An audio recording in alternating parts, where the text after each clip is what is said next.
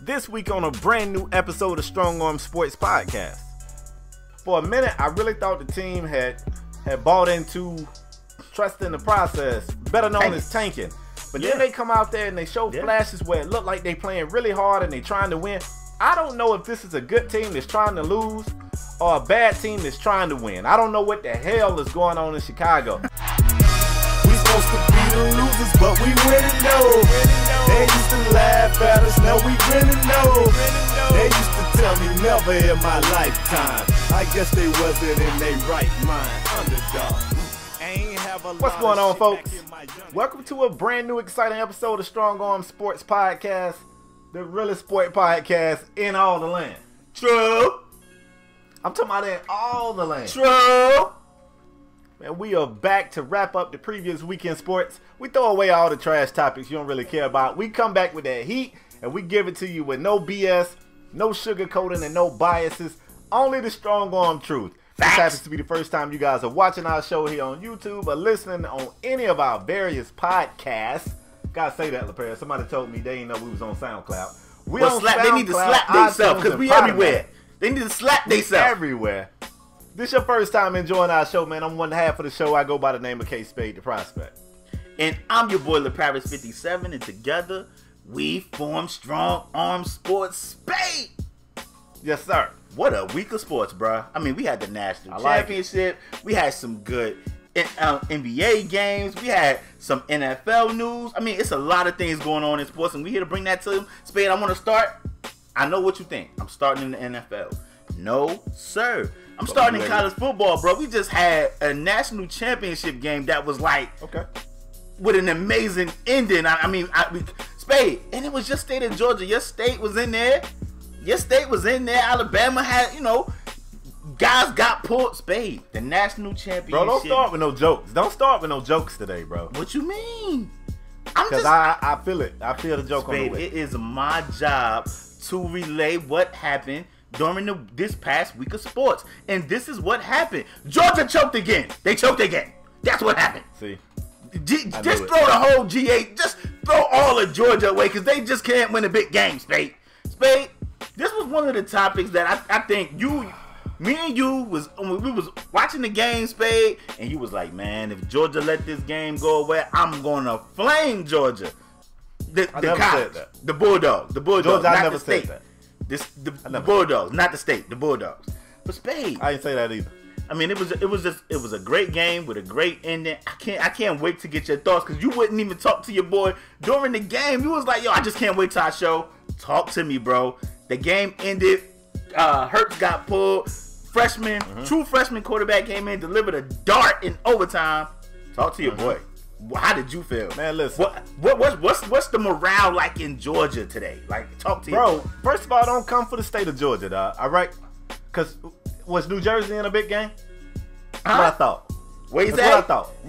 Was New Jersey ever in a big game? Do New Jersey know what a big game is? Absolutely. No. You don't remember when the Nets was in the championship? You better talk. You better talk. Nah, I wouldn't have lied. But no, let's talk about this game for real. Jokes aside, this was a great game. It was everything that you hope to see in a championship game. It was chippy at times. Did Georgia choke? Did Georgia choke? Bro, you want me to talk about the game or you? I'm asking a question. I'm just asking a question, bro. You asked one question and I didn't even get a chance to answer that one yet. People want to know that Georgia choked. That's the more important question. Bro, can I answer the first question? Okay, go ahead. I like the first question. Go ahead, babe. The game provided everything you like to see in a national championship game. You saw somebody get benched. You saw upperclassmen make plays. You saw freshmen make plays. And I said on Twitter at one point, this game looked like the in-game mode in the new Madden 18. It looked like long shot, where the coach goes, we ain't getting it done. Give me the freshman, throws him to the wolves, and the freshman come out and look like he been ready for that moment his entire life. It was a great game.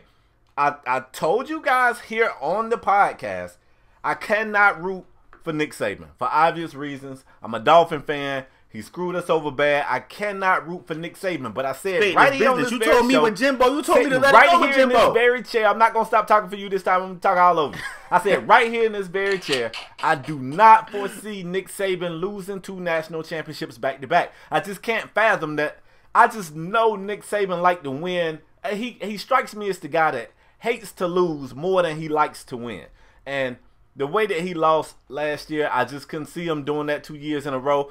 He showed why he's one of the greatest, man. He benched Jalen Hurts at the half and came back with a true freshman.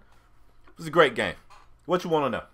Great game. Did Georgia choke, Spade? Quite frankly, yes.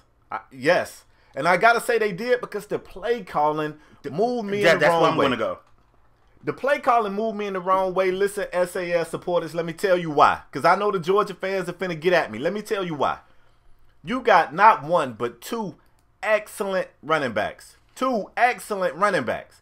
Late in the game, with the lead, I understand you want to run the ball. I understand you want to chew clock. I'm good for all that. Line up and play smash mouth football. What's this wildcat, wild dog mess? What is that? On the wrong side of the 50 deep, I get it. Yeah, maybe you do it once or twice. If I'm not mistaken, LeParis, I think they scored on some trickeration stuff like that. I think the receiver scored on one of those plays. I'm not sure. But I tell you what, I didn't like it toward the end of the game. It looked a little too conservative for my liking, and everybody knows when you get a lead, when you play scared, you can't play with scared money, LeParis. You lose every time you play with scared money. That's what I felt like they did. Scared money don't make money, Spade. And I'm going to tell you what. I felt like, I agree with you 100%. I felt like Georgia play calling got very conservative. And I'm going to just point out one play, Spade. Like you said, Michelle was chopping him up. You said his name ain't Michelle. Yeah, it looked like Michael to me. But whatever. They say Michelle, so I mean, I guess he should know his own. Yeah, Michelle was chopping him up, Spade. It was one play. I want to say it was in the third quarter. It might have been early in the fourth quarter, Spade. It was 3rd and 2. And me and you was in a party. We was talking during this game. And I said, Spade, what are they doing? I seen the quarterback motion out to wide receiver.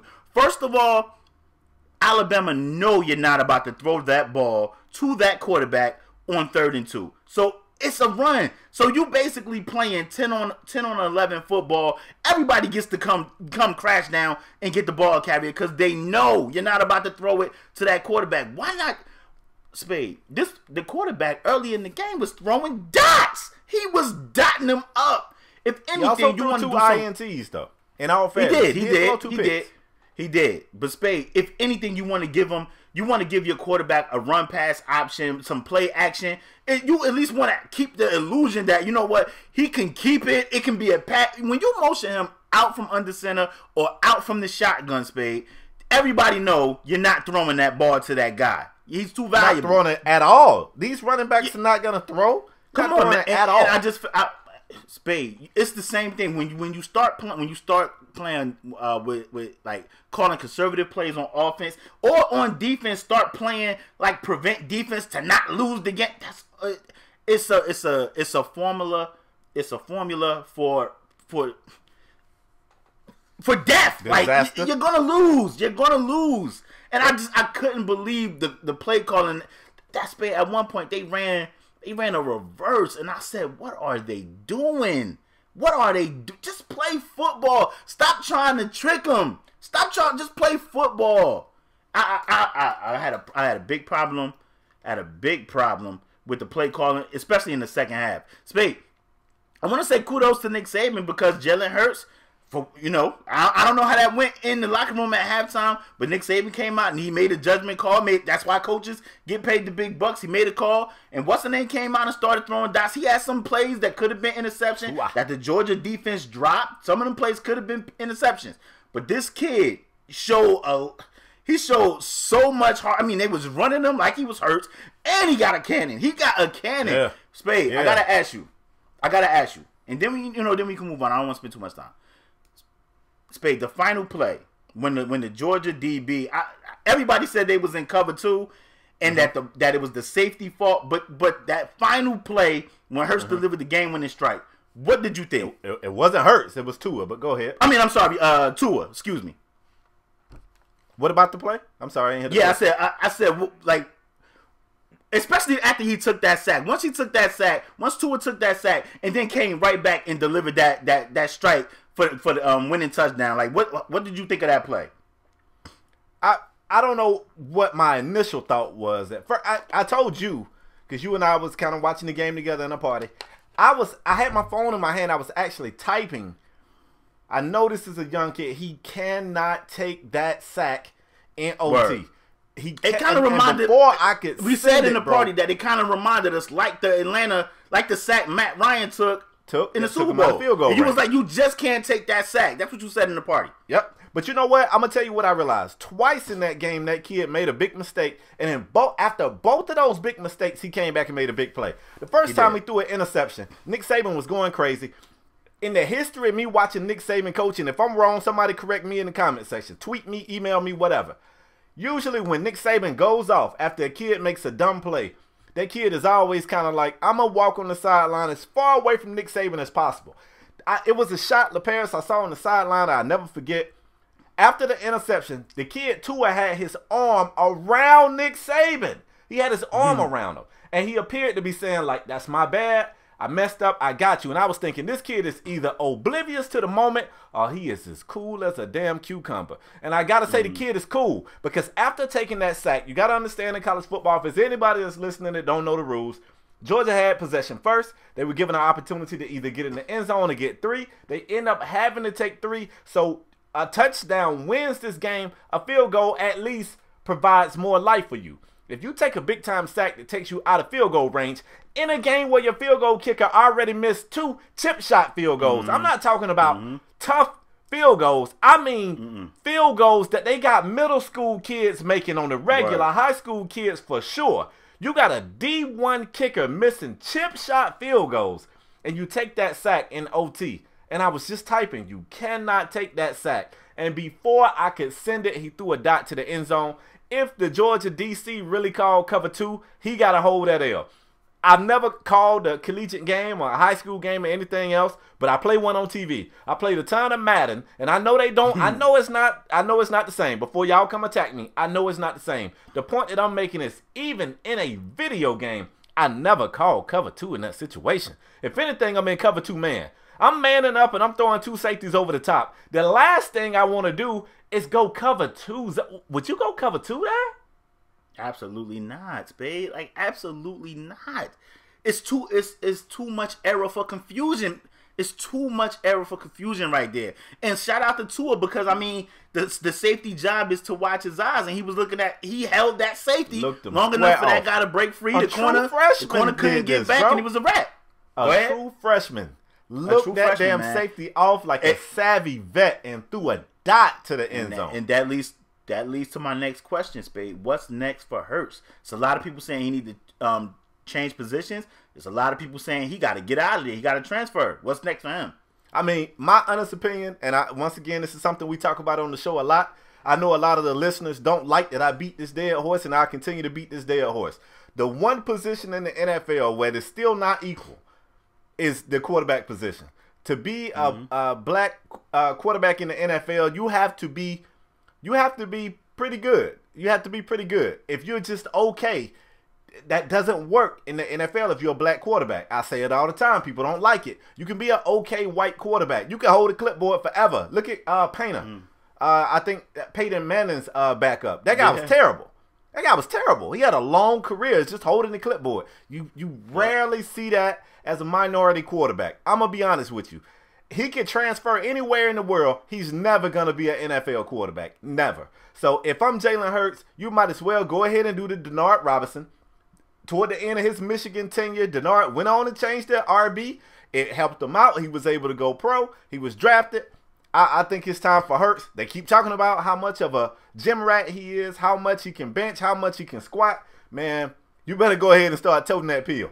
He better go ahead and switch to running back, defensive back, something.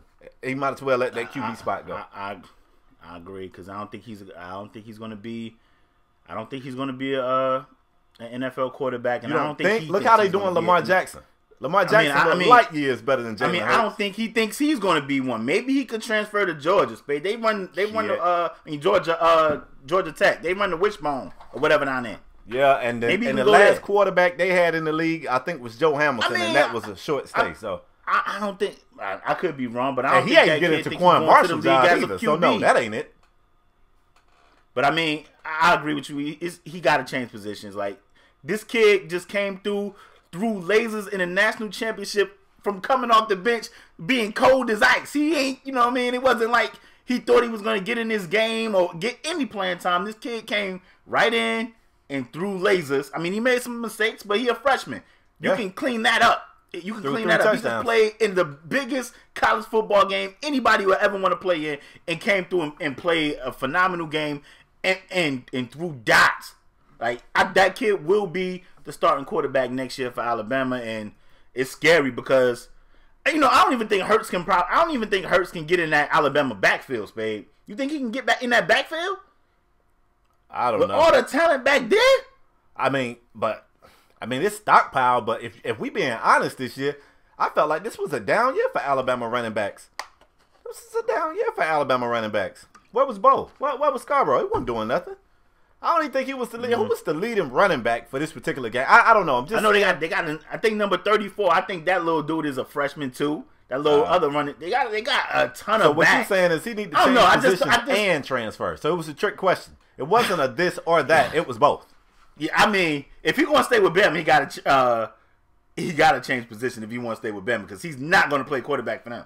But I don't know if he don't want to change positions, he got to be out. And I don't know. I don't have the answer what school. Like he might have to drop down to like D1 AA, like whatever they call that crap now. But he might have to go down to like 1 AA, because I don't see no school taking Hurts as their transfer quarterback. I don't see it, in my opinion. I don't know. I want to throw this last jab before we move forward, bro. Georgia fans, I'm talking to y'all on this one right here. For years, for years, you guys have blamed Mark Richt for your failures. Every time Georgia didn't get it done, it was because Mark Richt was a choke artist. Mark Richt couldn't lead y'all all the way. Mark Richt don't know how to win the big games. You know what? Mark Richt was down in Miami. Mark Richt was down in Miami with his feet up, and you guys still choked. So it ain't Mark Richt. He lost his bowl game, bro. Let me talk to these UGA fans. So, as a Kane fan, do not tell me we inherited a choke artist coach. He looked pretty good down here with us, and you guys still choke. Let's move forward. I'm gonna leave it with that. I want them to think on it for a little while. Hold up, Spade, because there's one more guy that said he's going to transfer. Eason, the quarterback from Georgia. Jacob Eason. He said he's transferring to Washington. How you feel about that, real quick? Real quick, I know he's from Seattle. I know a lot of people feel like he's built for that conference, that Pac-10, Pac-12, whatever they are today. Honestly, I think Washington kind of got a few options at QB. He's going to have to compete there as well. I don't know, man. I don't know. I said it before. I say it again. I really feel like the best thing for Eason was to follow Mark Richt to Miami. We still got question marks at that quarterback spot. I feel like N'Kosi Perry is our best option. Everybody knows Mark Richt never run the spread. He's more of a traditional pro-style offense, and it fits the strengths of Eason. So I don't know what – I don't know, man. It's bad for Eason. I don't know. Everybody want to say he's going to go back to Washington and everything's going to be all right. I don't know that story ends that way. Let's move on. All right, man. Let's go to the NFL. And I know this is crazy. Every week I complain about us starting to show off with the NFL. And this show, I bring the NFL topic. But LaParis, we got to talk about this one. Who's your favorite running back, bro? You've been telling me this guy been a beast for the long. Who's your favorite running back?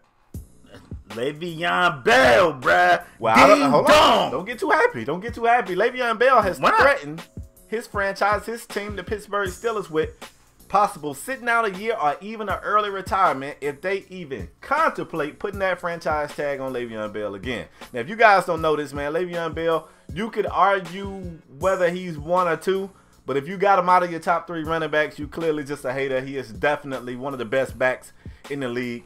And Pittsburgh got this thing with franchise tag, man. You know, they kind of got this. They really don't like to just break protocol and pay up. They kind of do this thing. And everybody knows this is how it goes. And Le'Veon Bell might be an exception to the rule. Like, I feel like he's an asset to this team. I think they know he's an asset to the team. He is threatening these guys with retirement if they tag him again. And understand, him being franchise tag ain't even a bad payday. I think to him it's more about them not wanting to commit to him long term. LaParis, can you see Le'Veon actually doing this, or is it just a scare tactic in your opinion? I'm going to say this. I didn't see guys like Patrick Willis retiring early or Calvin Johnson like these. I felt like those guys, or Barry Sanders, I felt like those guys still had a lot left in the tank. So let me start there. As far as Le'Veon Bell, I don't think he will retire because Spade, the crazy thing is, to me, Pittsburgh Steelers are Leveon Bell and Antonio Brown and Big Ben. You gotta pay Leveon Bell. Like, what's with the keep franchise tagging and not wanting to pay this man? Like, that's just terrible, man. Pay the man like ain't like he haven't earned it. This guy is He is it. To me, you might say different than me. I know me and you had arguments before about when Le'Veon was out, D'Angelo Williams came in, and you know he was a solid replacement. Yep. But I just think with what Le'Veon brings in the running game as well as the passing game, he deserves to be paid. I don't understand why they keep franchise tagging these guys, especially in the NFL with the way guys get injured and things. You can't keep franchise tagging these guys, man. It's just I want to say it's not fair, but it's the norm. It's the norm. You've seen it a ton of times. I want to say I don't think Le'Veon Bell would retire, but like I said, I didn't see Calvin Johnson leave. You know, these players, sometimes they just get fed up with the nonsense and the disrespect. I felt like Barry Sanders would have caught Emmitt Smith if he would have stayed in the league. Barry Sanders got so fed up out there in Detroit. He was like, man, this is it. Calvin Johnson in Detroit, this is it. Pat Willis was like, man, you know what? My body can't take this no more. This is it. So I would be shocked, but I'll be like, you know what? I understand. We even seen Brett Favre say, what, his grandkids? He don't want his grandkids to play football. He'd rather put golf clubs in their hands. Le'Veon Bell deserves to be paid long term to give some longevity. So, you know, set up his future. This little 1 year, and I know he probably make like $15 million for 1 year. But still, man, it could be going like that. Oh, yeah. He deserves it, man. And they need to pay Le'Veon Bell and stop with the BS. Go ahead, Spade. I mean, Le'Veon Bell is only 25 years old. So, the thing that's tough for athletes, and we forget this. As the fan, we watch the sports, and we go, oh, yeah, move this guy here, move this guy there, like they're toy pieces. At the end of the day, man, these guys have families. A lot of times they have kids. Word. And everybody wants a little bit of security. You want to be able to know, okay, my daughter's going to be able to finish school at this, finish the next few years at this school or whatever. That's important to these guys as well. And I know it can come and go at the blink of an eye. He's 25 years old. I definitely understand him wanting an extension. A long-term contract. I get it. Two things, though. I definitely think this is a scare tactic. I think if Le'Veon gets tagged, I don't think he retires. I really don't. As far as him sitting out an entire year, I really don't see that happening as well. And, I mean, lastly, before y'all attack me, I'm not saying this guy is better. I just want to say, Le'Veon Bell had a great year, man. Over 1,000 yards rushing, of course. 4 yards to carry. I'm just saying. They got a younger guy named James Conner. He averaged 4.5 a pop. I'm just saying. I'm not saying he's better before y'all attack me. What I'm saying is, babe, we seen the Steelers do it before. We thought Mike Wallace. Then they moved on. They had Mike Wallace, Plaxico Burress, and who was the other guy? They had another guy too. And I mean, we seen it before numerous times. They'll let a guy go. They will let a guy go, and it'll be next man up. Yeah, I don't think they let him go, but I can see him getting that tag again. And LaParis, I want to say this too. Le'Veon is actually taking a lot of heat. I'm sorry, Plaxico Burress. Plaxico. Go ahead, Spade. Le'Veon is taking a lot of heat about his choice of timing for this. The Steelers still in the playoffs. They fighting for a championship right now, or a chance to get to the Super Bowl. I mean, he got asked the question. I mean, he could have gave a politically correct answer, but he got asked the question, and I felt like he answered it. Oh, he answered it. He at least wanted to send a message to the front office, like, look, okay. Get it together up there. Yeah, that he did. I mean, I agree with you 100%. I think it's a scare tactic. If they franchise tag him, I still think it's going to be hard to leave $15 to $18 million on the table. I don't see him doing that. But I mean, like you said, man, these guys want some security. Like, pay the man. He's one of the top 3 backs in the league. Wherever you got him, he's one of the top in the league, man. Just pay him. And it's funny. I'm just saying, just pay him. But I mean, I think he earned it. He's one of your best players. He's one of your top 3 best players. Pay him. Yeah, I agree. But if they don't, he ain't going nowhere. Yeah, let's move forward. I mean, yeah, that's true too. But Spade, let's take it to the NBA, man. Let's do it. This guy's been under a lot of fire, bro. And I ain't gonna front. Spade, can I tell him some things that happen behind the scenes? Oh, Lord. If that's all right? Go ahead. This is scary. Spade been wanting to talk about LeVar Ball for probably the past 2 weeks. And I've been like, This bro, is facts. I don't want to talk about that guy. I don't want to talk about that guy. And LeVar Ball came out, said some things about Luke Walton over the past week. And I told Spade, I said, I don't want to talk about LeVar Ball, but I want to talk about Luke Walton. People are saying Luke Walton should be on the hot seat. He should be fired. Luke Walton should be out as Laker head coach, Spade. I know you an unofficial ball boy. Yep. I don't think that's a plausible thing. Should that be plausible? You know how our subscribers are. They might wait like pause in the comments. Say ball, brother. But I know you're an unofficial member of the Ball family. You know what I mean? And I gotta ask you, should Luke Walton be out of his job? Whether it's because of LeVar Ball, because the season ain't what. First of all, let me start off by saying this, Spade. I think we both agree here. Me or you and I did not see the Lakers making the playoffs this year when everybody else was like, the Lakers going to make the playoffs. They're going to be a 6, 7, 8 seed in the West. And we was like, what? No way. But that's what people told us. But Spade, should Luke Walton lose his job? Absolutely not. And this is the thing about my unofficial stepfather, LeVar Ball, that I have a problem with.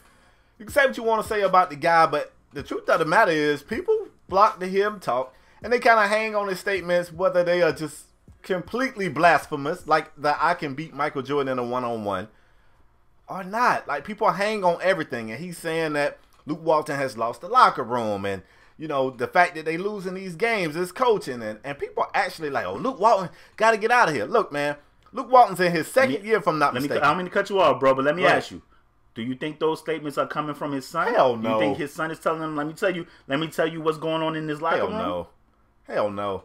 Okay. Do you think? Hell no. You think they just throwing the mic in his face and he just spewing out anything? Have we seen anything different from LeVar? That's what he does. They throw the mic in his face and he spew out whatever comes to mind. Here's the thing, though. The Lakers are not a very good team. If I'm not mistaken, LeParis, I think Luke Walton is in his second season as their head coach. Or is it third? Mm-hmm. Second? It's the second. Second year. They just had a pretty good draft. The previous year, Ingram, it took a while for that thing to manifest, for him to start looking like the guy they hoped he would be. He's showing flashes right now. Still not as consistent as you hope for a guy you draft that high, in my opinion. But he's definitely got an up arrow. Same thing happened with Lonzo this year. They 15-27, Spade. 15-27, they 12th in the West. Yeah, I got them. They got a better record than the Sacramento Kings at this current point right here. This is a team that's currently on a 4-game win streak. They young. They need some time to figure it out. Nobody in their right mind, because some of y'all did, but you in the wrong mind, trust me. Nobody in their right mind expected this team to come out here and shock the world. However, though, at times they show you glimpses of who they can be. Check this out. They beat the Hawks. The Hawks are not a very good team, before somebody state the obvious. What I'm impressed about is they gave the Hawks 132 in that game. They came back and beat Sacramento, who that's going to be good TV anytime, because you're talking Lonzo and De'Aaron Fox.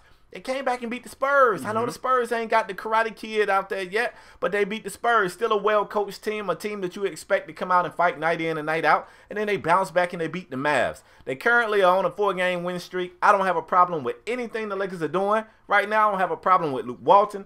I don't have a problem with Lonzo Ball. Like, the team is okay. I want everybody to just fall back and let the Lakers breathe a little bit. Let them breathe. Spade, I don't like agreeing with you, but I'm going to have to agree with you 100%. People are jumping the damn gun. They are jumping the gun. Again, this is what people do. People are jumping the gun. I don't even feel like Luke Walton got to really implement all his stuff yet. Like, Spade, he just got Brook Lopez. Lonzo just came. Ingram is been in the league for this is second year. Yep. He's showing flashes. Randall's a young player. Jordan Clarkson, who I love Jordan Clarkson. He been balling, but I mean, he's one of those guys. He another young player. They got a ton of Kuzma, young player. Yep. They just got Caldwell Pope. This ain't even the team they had last year. This is a whole new team. It is. It's a whole new team. Relax. Give them some time. Hey, if anything, you guys know, if I feel like it's time for a coach to get the hell out, I don't have no problem saying he got to go. But I don't even feel like I don't even feel like Luke Walton has got his opportunity yet to implement his stuff. It's a whole new crop. Everybody on this team is new except for like a handful of guys, maybe 3-4 guys. Yep. Everybody else is new. Yep. Everybody else is new. I think people are jumping the gun. Let's relax. Like I said, I didn't think the Lakers was going to make no playoffs this year anyway. I want to say it might have been a few shows ago before the NBA season started. We talked about the Lakers, and I think we said what the Lakers get 30 wins, maybe 20-something, 30 wins. Something like that. They on pace for that. Yeah. That's exactly what we expected for the Lakers. We want to see growth. We want to see an up arrow moving forward. And like I said, you spoke out very strongly about Ingram. Ingram has been balling, Spade. Yeah. I like what I'm seeing from Ingram this year. I mean, he's still skinny in stature, but the kid taking it to the rack strong. He's showing, the kid is showing me something, man. So I want to say, let's not jump the gun. Let's be patient. I mean, Lonzo is a rookie. He's figuring it out, but he's getting better, in my opinion. Yep. He's getting better. He shows some flashes. He has some games when you be like, oh, man, Lonzo he going to be it. So let's just pump our brakes and relax. The Lakers will be all right. They're going to be fine. Let's stop jumping the gun, though. Let's stop firing everybody all the time. And I know Spade's going to be like, you want to fire everybody. I do. But let's at least give a guy an opportunity. And before we move on, Spade, I want to say I didn't think, I can't think of his name, coach for the Lions, Spade, coach from the Detroit Lions. I don't think he should have been fired. Caldwell. I don't think he should have been fired. But, people jump the gun. They be like, you know what? It's all these new hot. And they just jump the gun and they want to fire a guy. I don't think Luke Walton deserves to be fired yet. And let me when I say yet, I'm not talking about maybe after the All-Star break. I don't think he needs to be fired yet. Like, people are jumping the gun. Let's relax. Okay. You ready to move forward, bro? Because you know how I feel about it. All right, man. In case you guys didn't know, while we over here in the Western Conference and we talking about these teams over there, since we in California anyway, why don't we just take a little drive? Let's go over to the Bay. Let's talk about Golden State Warriors and their star, small forward, power forward, whatever the hell he is, Kevin Durant. Kevin Durant just scored his 20,000th point of his career. I think that's a pretty spectacular feat, especially for a guy so young. Look, y'all know how I feel about KD. I'm not a fan of the move that he made, but I am the first to say this move made KD so scary, man, because KD now can score like he always could, but he's super efficient now. See, in OKC, when the shot wasn't falling, man, it's just you and Russ. Somebody got to get the shots up. Maybe you off and you know you off, but you just got to keep jacking up ridiculous shot after ridiculous shot. You ain't got to do that in Golden State. You ain't got to do that. The shots ain't falling. One of them doggone all-stars around their shot can be falling, and it allows you to be so efficient. You don't have to go out there and force. And I'm telling you, man, KD, when his career is over, people are going to look back on his numbers, and they are going to be amazed at how efficient this guy can score. How you feel about it, man? 20,000 points. Spectacular feat? Or just speaking of efficiency, no, it's a big deal. 20,000 points at his age is amazing. I think so, too. I think he's the youngest guy to do it, if I'm not mistaken. Maybe LeBron. I think it was him or either LeBron. He's in there. It's just an amazing feat. And speaking of efficiency, Spade, I read something. I think it said, like, with Steph in the lineup, with Steph Curry in the lineup, Durant takes, I think, 17 or 18 shots. Without Steph in the lineup over there, he takes 24 shots, and he's still efficient. So, back when he was taking 27 shots with Russ, if Russ was out, he was taking 32 shots. Remember them games? Oh, yeah. Now he don't got to do that no more. Even with Steph out the lineup, he still don't have to. 24 shots is a lot of shots, but when you knocking down 15 of them joints, you know what I mean? Because you got Clay, and you got Draymond, and you got Iggy, and you got Swaggy P, and you got all these guys off the bench, all these shooters, and Caspi, and all these guys. You can be more efficient. So I want to say y'all know how I feel about KD as well. I used to love KD. He did this move, and then KD, I told y'all, to me, his whole persona, his whole everything changed. It just changed. But I would be a fool not to say this guy's not a phenomenal player. He's definitely one of the greats. And 20,000 points is a big deal. And I want to say congrats to KD. That dude, he gets buckets. But we already knew that. Spade, and it led to SAS Twitter. If you guys don't follow it, I'm pretty sure it's in the description somewhere down there. Yep. Spade, the SAS account asked the people, do you guys feel Larry Bird is a top 5 player all time? And the majority was no. It was like maybe 58 to 40 something. No, 58 to 42, I think it was. But it was a lot of people. 42% is a lot of people saying yes, babe. And they were saying that Larry Bird is definitely a top 5 player, not small forward player. And I just, in my opinion, I don't think it's guys like KD and LeBron. Those guys are going to move up that list. Yeah, those guys are going to move up that list, and I don't think you can have a guy like Larry Bird on that list anymore. I mean, it's just some of the things we do. I just wanted to tell the people some of the things we have people do on our Twitter account. That's the type of conversations we have over there. So y'all need to definitely go follow that. But KD is definitely in a great situation, and the way it look right now, I know Steph still dealing with an ankle injury, but the way it look right now, Spade, it look like they're going to be tough to stop, especially depending on how James Harden come back from his injury. But I mean, Spade, I want to say this too. It was a lot of conversation. It was a lot of conversation this week about, do you think KD and LeBron? I think LeBron is probably like 9,000 points short. Do you think KD or LeBron will catch Kareem Abdul-Jabbar? I think Kareem got like 38,000 points. I think LeBron is at like 29,000 and KD just hit 20. Do you think these guys can touch Kareem? I'm damn sure. I'm not betting against LeBron James. I'm not doing that. From an efficiency standpoint, you want to believe Kevin Durant can as well. Of course, he's younger. The only thing that concerns me about KD is he plays on a team with so many other scorers. It's just going to be nights where it just ain't enough ball to go around. But I wouldn't bet against either one of them. I'm definitely not betting. I'm going to jump out on a limb and I'm going to say they both catch Kareem. Definitely not betting against LeBron. I think they both catch Kareem. All right. Let's move on. Let's do. Is it on me? It's on me, right? You. It's your team. I'm sure you did. Okay, Spade. Yeah, that's right. Today's Saturday when we recording this. Spade, guess who's coming back today? Jesus. The Zach Attack, Zach Lavine. Oh. Zach Lavine returns to the Chicago Bulls. Spade, I want to know what one. Talk to your boy, because you say you the NBA expert. That's who I am. I need you to talk to your boy. What? That's what you say. That's what I am. What should I expect from Zach Lavine in his first game back? They said he's been down there in the G League tearing it up. What should I expect from Zach Lavine his first game back? I mean, I love the way my Bulls play. I know our record is not that good, but I love what I'm seeing out of Lauri. I'm loving Lauri marketing. I'm loving what I'm seeing for Chris Dunn. Chris Dunn, surely, in my opinion, looking like the point guard of the future. I like Holiday. Just getting Zach Lavine back.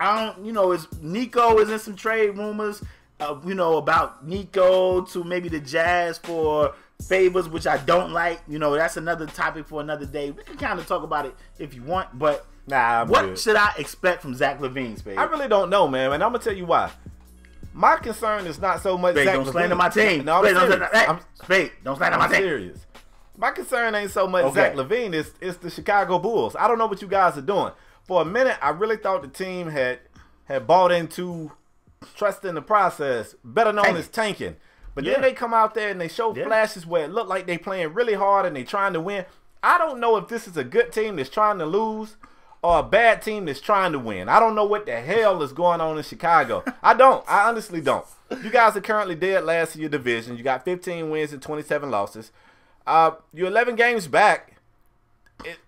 It's a lot of basketball left. I don't know what this team is doing. I know one thing for sure. With Zach Lavine, my eyes are going to be on his explosiveness. He's the type of player that's what made him special. He's not a bad jump shooter. He's not a knockdown shooter where you turn around and see him open and you instantly start. He's been out for over a year. He's been out for over a year. You don't think that jumper got better? I don't know. But I mean he didn't have that explosiveness. That jumper had to get better, Spade. Yeah, but you don't feel like, okay, let's say this. Let's suppose this jumper gets better. Do you feel like it could have gotten better to the degree of being legendary? So even if he goes from shooter to pretty damn good shooter, that still don't make Zach Lavine special. What makes Zach Lavine special was I'm not asking him to be Ray Allen. I'm not asking him to be Ray Allen. You saying legendary? Yeah, if he don't come, I'm asking him to be. I don't know, bro. I'm asking him to be Michael Redd. You know what I mean? If he don't come back with that explosiveness, I ain't asking him to be Ray Allen. I'm asking him to be Michael Redd. You better ask him to be Zach Lavine, because that's who the hell y'all was trying to get. And that's what I'm concerned about. I agree about the explosiveness, especially coming off that injury. And, you know, I hate to say it. Never mind. I ain't going to say it. I don't even want to jinx you got to take your job seriously, bro. No. I ain't even going to jinx the kid. I was about to compare him to a former Bull, but I ain't about to do that. This guy been... I ain't going to do it. But I'm hoping Zach Lavine returns, have a healthy career, and can play a long time for the Bulls. I'm telling you what. In the beginning Spade, I was very upset about the Jimmy trade. I was like, yo, we traded Jimmy Butler, who's been, over the past couple of weeks, I think he had a bad game either yesterday or the day before last, but he's been playing phenomenal as of late. I'm talking about putting up crazy numbers. They need it. Looking like Jimmy that was with us. Yeah, they need it. In the beginning, I was upset about the Jimmy Butler trade because I was like, man, we got Chris Dunn, Zach Lavine, and some big name Laurie. Spade, I'm not complaining about the trade no more because I like what I'm seeing from Chris Dunn. I'm loving what I'm seeing from Mark Cannon. He just went up against Chris Tapps. And let me tell you something. When guys play against other marquee players, especially like, Chris Tapps, and people are comparing those two. And Mark Cannon was not scared of the challenge, and that dude played a phenomenal game. I'm loving what I'm seeing from them guys. I'm not mad at the trade like I was earlier in the year. I'm liking what I'm saying from the young Bulls. Hopefully, I still want us to get Nico out of there. I don't like the Nico for Favors. I don't like that. I don't like that trade because I feel like we can. I mean, Bobby Porter's averaging the same thing. Derek Favors is averaging. Derek Favors playing damn near 30 minutes and Bobby playing like 20 minutes. He's averaging the same thing. So you might as well just put Bobby in there. He could be an 18-10 guy starting. So get Nico out of there, trade him for whatever. I don't want to say whatever, but trade him for some picks or trade him for a wing because I think we need a wing. Like, I'm really not a fan of Valentine. I'm really not a fan. I like Nwabo, but I think he's a guy that comes off the bench. I don't see him as a starter, a defensive stopper type of guy. I'm not a Valentine fan, but I want us to trade Nico for something better than Favors, who averaged the same thing as Bobby Porter. Yeah, but it's about scheme, though, bro. It's about scheme. So you don't know. You might drop Favors in y'all scheme, and he might look like a world beater, man. You never know. Man, play for Utah, man. Don't hold it against him. He gonna get hurt. That's what Favors is known to do. I don't know. I'm just hoping Zach Lavine is back to being a better version of Zach Lavine. That's what I'm gonna tell. All right, let's move forward. This one right here got me scratching my head, bro. I don't know if you heard this. Wow. Allegedly, somebody from the Clippers organization got on their mobile device. They got on one of these, bro. It was Doc Rivers. It was Doc. And bro, they say he called somebody from the Minnesota T-Wolves organization and offered them Blake Griffin for Karl Anthony Towns. They offered him Blake Griffin for Big Cat. Now, this thing got me scratching my head. For one, they don't play the same damn position. Last time I checked, the Clippers got a 5. His name is DeAndre Jordan. Now, you could play Cat at the 4, but Cat ain't no 4. I don't get it. I don't get it. Can you see this trade happening? Is it a fair trade? Absolutely not. It's just dumb. No, it's not happening. Talk to my boy Doc. What are they doing? Doc's looking real suspect here lately, bro. I'm not taking up for Doc. What is Doc doing? Only thing Doc got right was his wife. That's about it. Did he? What is Doc doing? I'm wondering now. Come on, Spade, what is Doc doing? I don't even know if Doc made the call, but this just sound Doc-ish. Spade, they done talked DeAndre Jordan and then not signing with the Mavs a couple years back to blow the damn now team you up. traded CP3. You know, now you want to, come on. DeAndre Jordan is allegedly on the block. Now they trying to trade Blake Griffin for Big Cat. What are they doing over there? Free Luke Williams. Get Luke Williams so they out are of talking there. about moving Luke, DJ too, better. That I wasn't sure about. So they talking about moving DJ and Blake potentially? Go ahead. You ain't hear the DJ to the Cavs? Oh yeah. I heard that, but that kind of went away. I didn't hear anything else about that. Not Spade. It's still in the air. It's still on the back burner, bruh. Yeah, man.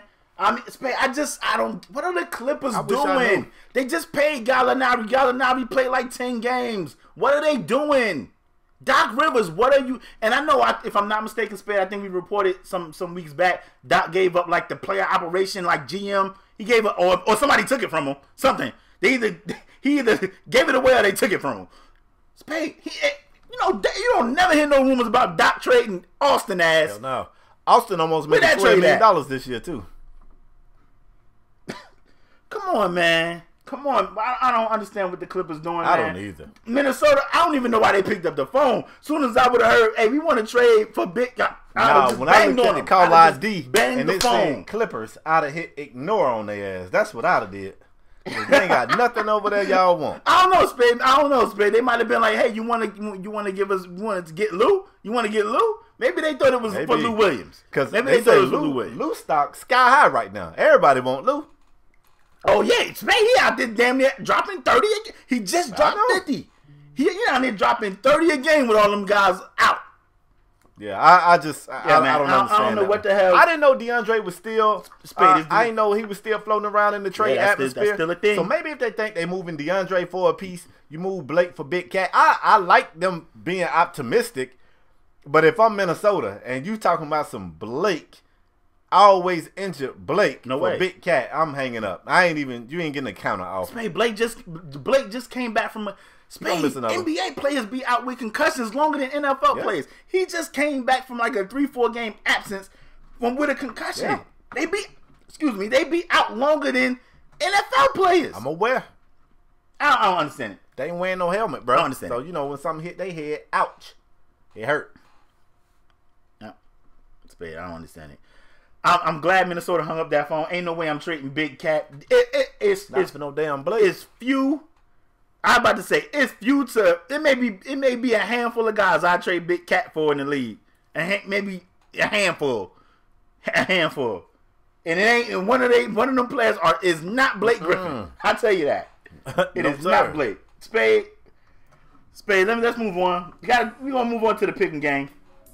And y'all know Spade picked Georgia because he just couldn't go again. He couldn't pick Nick Spade. You always tell me every time when we do this segment, you be like, yo, use your brain. Don't pick with your heart. I'm never picking Nick Saban, bro. I don't care if they playing a JUCO. I take the JUCO. I'm never picking Nick Saban. Ever. Come on, Spade. I'm never picking him.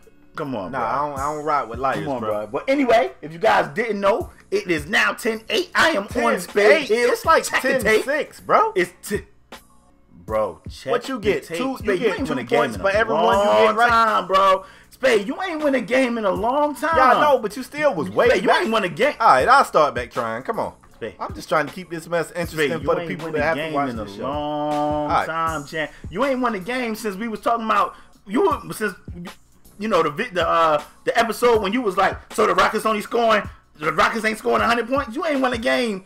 Bro, why you bring that line up? What they got to do with the score? The score is still 10-5. I'm just saying, it's been a minute. Whatever. It's been a minute. I don't know if you lost your mojo, bro. I'm trying to let you get back in the game. I put the controller down. I ain't playing no more. Well, I'm back. I'm back. I'm back. I put the controller down. I'm back. Okay, I'm just 10-8. I'm back. I don't know about this 10-8 stuff, but all right. What's the game? Give me the game. Check the tape. Give me the game. Check the tape. I got the game for you, bro. It's a good one. Give it to me. It's the Miami Heat versus the Chicago Bulls on Monday, Martin Luther King Day. Let's go. Are y'all trying to win or trying to lose? Which one y'all trying to do? Nobody knows. That's why you got to pick. Give me the Heat. Give me the Heat. Because we going to the postseason. I'm going to tell you what, Spade. The Heat, Spade, you got to give your boy Spo some credit, I love Spo. Spo is an X's and O's guy. I mean, you was hard on Spo. You've been hard on Spo. Back when we had Brian, I was hard on Spo because he wasn't no coach back then. Nah, Spade, you been hard on Spo like up to last year. Bro, you're not finna sit here and lie on me when me and Spo, I was just on the phone with Spo. Come on. You're not finna do this. I'm editing that out. Spo, he lying, Spo. I'm just saying, I'm gonna tell you what, Spade. Can I make a suggestion to the Heat? Well, I don't make no damn hell no. Make a suggestion to the Bulls. Y'all the one don't know if y'all trying to win or trying to lose. Let me talk. Can I talk to my Spade? You my brother. Can I talk to my brother? You say you want to make a suggestion to the Heat. We don't need no help. All your team's losers. Can I talk to my brother? You're a Seminole fan too, right? Can I talk to my brother? They was sub 500. I don't want no advice from no sub 500 guys. Nah, we good.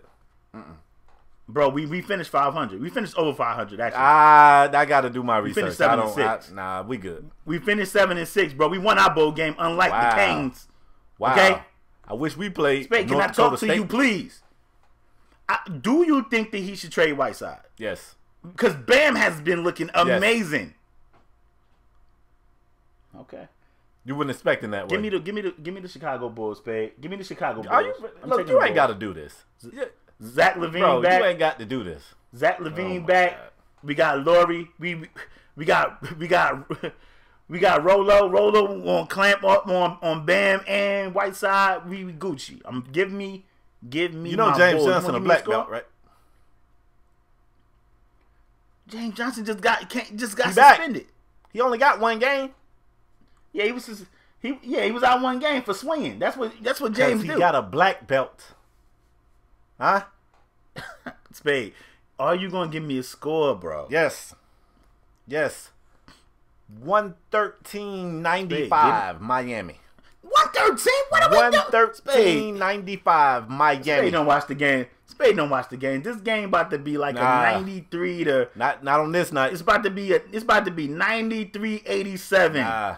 It's gonna be that type of game, Spade. 113. Everybody getting free tacos at this game, baby. Oh my gosh, bro. We want tacos. Then they must gonna be getting free tacos in Chicago because it's in Chicago, bruh. Wait, it's in Chicago? Wait, hold on. It's in Chicago? It's in Chicago? Yes, it's in Chicago. Right, hold on, let me change my score. 101.90 Miami. This guy's funny, man. Spade, I'm looking at the time. First of all, like I said, I'm picking the Bulls. I'm looking at the time, and I want to just strong arm a topic in here real quick. You don't gotta take a lot of time. You know, because we ain't have a lot of NFL topics. So I'm gonna ask you: Do you think it's fair for the Cleveland Browns to move on from Kaiser after this small showing that we just seen from him? It's reports out there that they are going to take another quarterback with one of their top picks in this draft. You asking me if it's fair? Life ain't fair, man. Well, I mean, we know it's not fair. Do you think they should? No, I don't think they should. I mean, the man threw for almost 3,000 yards. I know they're going to say he threw a lot of interceptions. I think he had a 2-to-1 ratio, like 11 touchdowns and like 20, 21, 22 picks. At the same time, the leading receiver of that team was Duke Johnson, who wasn't even a starting halfback for most of the season. Kaiser would be in the game. He would get benched. He would get put back in. He was never allowed to build any chemistry or get that momentum or that continuity going. And I feel sorry for I don't know. You know how I feel about it, man. I mean, Kaiser might not be your answer, but I don't feel like you've had enough time to arrive to that conclusion. That's just my opinion. Cleveland fans go jump in the comments section and say, I'll get him out of here. No. Spade, I want you to say what you said. I want you to say what you said about Goff. Oh, that's a great Jared point. Goff didn't play much his rookie year. When he did, he looked like shit. They was calling him a bust. But did they give up on him? Absolutely not. They invested so much into him. They was not going to pull the plug on him that early. They brought him back the next year, and they had a postseason berth. I mean, they got that work, but they went to the postseason. I'm not saying the Browns are going to go to the postseason, but surely you don't feel like he's hit his ceiling in his first game with maybe 15 starts after being benched and brought back multiple times throughout the season. I don't feel like that's enough. You got to give him time to grow. And again, I say this again, weapons. Like you said, Duke Johnson wasn't even starting back and led him receiving. Josh Gordon just came back. I mean, and when Kaiser did throw good balls, guys like Coleman, it hit him in his hands and he dropped it. Those guys could have won that last game, the very last game. Kaiser threw a great ball. It hit the wide receiver dead in his hands, and he dropped the ball. Like, I just don't think. First of all, especially it's reports out there that they're going to take old boy from USC. I damn sure don't think Darnold? he the answer. Hell nah. Darnold. I don't think he the answer. So long, buddy. So, look, man, I just think they pulled the plug on certain guys too fast. And y'all know what I mean about certain guys. I mean, they already talking about. They're already talking about Lamar Jackson about to be this elite wide receiver. Come Come on, man. It's just what kind of guys? I mean, them kind of guys, bro. And like I said, I'm not saying Kaiser's going to be phenomenal. But, I mean, Peyton Manning was a top pick in the draft. He threw 21 touchdowns, 21 picks. Kaiser threw 11 touchdowns. And, I mean, Peyton Manning had Marvin Harrison. And I think Dallas Clark. And Edgerrin James. Come on. Come on. Come on. I mean, you look at that Browns. I don't want to take a lot of time, Spade. We had 55. But you look at that Browns roster on offense. Who is scaring you? Only Josh Gordon, who just got back. And Njoku, who I think is a stud. For whatever reason, they don't put him on the field. And when he out there, they use him to block. Not on the field. For real. I don't know what they're doing. I don't know what they're doing, man. I think Coleman is a good receiver, but I think he's better suited in the slot, not playing the outside. They need more weapons. I think the Browns have a good O-line. I mean, the defense is a top defense in rushing. Like, they stopped the run. They definitely need some guys in the secondary. But I mean, I just think it's too premature to just be like, yo, we drafted another quarterback. Good luck with that, especially if you guys take the guy from USC. Good luck with that. That's going to be a fail. So, let's move on, bro. Let's end this show. Last segment of the show today, folks. We call this a Strong Arm Performer of the Week. It is like the Heisman of podcasts. It's an award, a very prestigious award, and we happen to give away 2 a week. True. Imagine if you could give away 2 Oscars every week. You know what I'm saying? That's crazy, right? Man, we get this award away to any male or female who raised his or her level of play to ensure that their team got the victory. And I'm very unbiased with mine. LePairs, not so much. LePairs, you on the hot seat. Who's your Strong Arm Performer of this week and why? Well, I'm gonna tell you what, my dude. If they think I'm biased, then I'm definitely being biased this week because this guy right here. Let me just tell you, Spade. Before I even tell you. Hold on. Before I even tell you what this guy... Don't you do it. Don't do it. Who this guy is. Don't water down this segment. Spade, can I talk to you? Spade, can I talk to you, please? Before I even tell you who the guy is, let me tell you what this guy did. This guy played 46 minutes in a double overtime game. That's a lot of minutes. He shot 8 of 15 from... That's a lot of minutes. He shot 8 of 15 from 3, Spade. He had 33 points, 10 rebounds, in a 122-119 double overtime win over the New York Knicks. And that's none other than Lauri Markkanen from the Chicago Bulls. For that reason, you are my Strong Arm Performer of the Week, giving Chris Tapps all he wants, Spade. Lauri said, don't compare me to this guy. He fooled out here. Who was your Strong Arm Performer of the Week last week, LePairs? What? Huh? I don't remember. Wow. I give it to guys that are deserving, Spade. So when James Harden was deserving, those stats right there, week not after deserving. Week, I was forbidden from giving a worthy recipient the award. Spade. Wow. Spade. Those stats, those numbers. I don't want to hear that because James Harden was putting up numbers. He was deserving. You didn't care about who was deserving when I was giving the Spade. Oh my God, Spade! So you about to ban Lauri? I would never. You want to ban Lauri? Level. What I want you to see. He got it 2 times, Spade. We are on episode. I didn't ask you what episode we on. Episode 159. We on episode 159, and James Harden got the award 154 times. I'm not gonna stoop to your level of childishness. All I want to do is point out your level of unprofessionalism right here in front of everybody. So you can just keep giving it to the player from the team you like. I don't even like the Rockets. I'm a Heat fan. I don't like the Rockets. I just give it to people who deserve it. And you ain't. And the crazy thing is, you never gave it to a Heat. Dragic. Oh, I most definitely. I gave it to Kelly Olynyk not too long ago. So far back. Last time I checked, he played for the Heat. Don't come for me. Yeah, you would pick man bun. You would pick man bun, but Spade, the Heat been on this crazy streak. They back in the playoffs. It's not crazy. And you only gave it to one Heat player because you've been giving it to James Harden. What? You know what? Let me get my award away and let's go ahead and end this show. Because if I could get over there in that box and give you 2 right quick, I would. Let me go ahead and end it like this, folks. I'm going to give this one right here to a guy. Look, last week, LePairs. Oh, actually, I think it was the week before LePairs gave his to Markkanen. I could be wrong. Last week, I think he gave his to Gerald Green, and he talked about how we made this lineup. We called it our all-time get bucket squad, and we had Gerald Green as the starting 2 guard on that squad. Word. He showed reasons why he was on that squad, just being called up out of the blue. He was in his house on his Xbox, probably about to run into me at the park and get that work. When he got a phone call, he went to the league. The rest is history. Boom. You know who the point guard is for that Get Bucket squad? If you don't know, I'll tell you. This guy is a walking bucket. Comes off the bench for the defunct LA Clippers. That team is terrible, y'all, in case you didn't know. But this guy single-handedly beat the Golden State Warriors. I'm talking about none other than Lou Williams, Georgia's own. Stand up, UGA. Oh, he can go to Georgia. My bad.